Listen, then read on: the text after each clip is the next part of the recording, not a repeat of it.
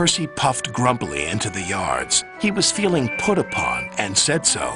"I feel put upon," he complained to Thomas. Thomas was confused. Put upon what? The rails? No, put upon with work. Driver says he is too. Put upon? What a silly saying, replied Thomas. But Annie and Clarabelle liked it, and they sang about it too. Percy's been put upon, put upon, put upon. Percy's been put upon, poor old Percy. Percy is being put upon. I am. He collected metal from the foundry, coal from the yards, flour from the mills, rock from the quarries, and fuel from the depot. Then he delivered it all to the docks.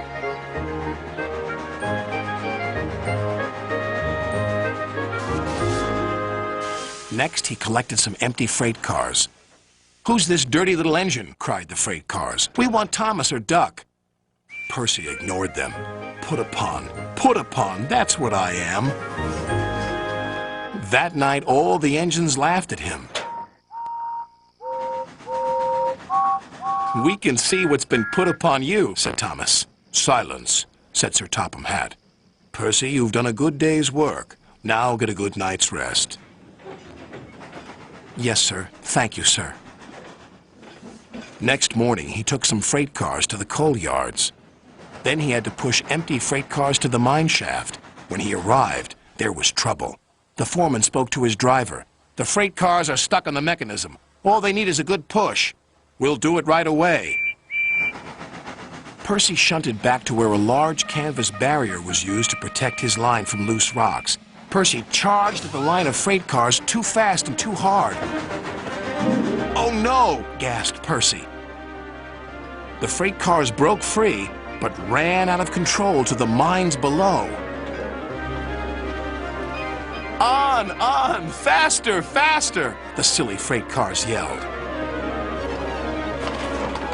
Then there was trouble again.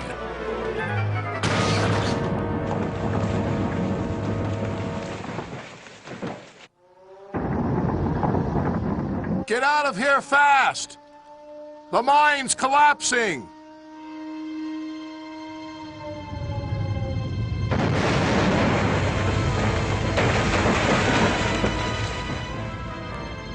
"We'll just have to make a run for it, Percy," called his driver.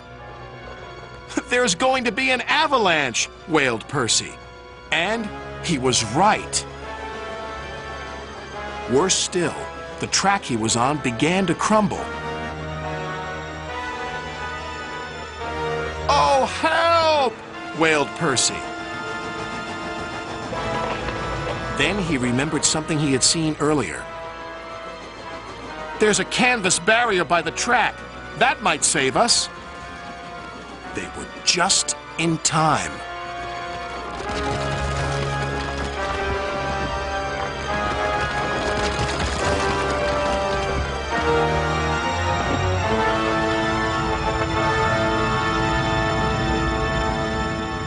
Percy was right. The canvas did indeed save them, but the miners didn't know that. "The avalanche has buried an engine and its crew," shouted the foreman. "We must help them." When Percy had been rescued, Sir Topham Hatt spoke to his driver and fireman, then to Percy. "Driver told me how brave you were, Percy. As a reward, you will be repainted at the works." "Oh, thank you, sir." When he returned, Percy's coat glistened in the sun. "I'm sorry we teased you, Percy," said Thomas. "You were certainly put upon by that avalanche." "Yes, indeed. But just look at my new coat of paint. Now, I don't mind that being put upon me."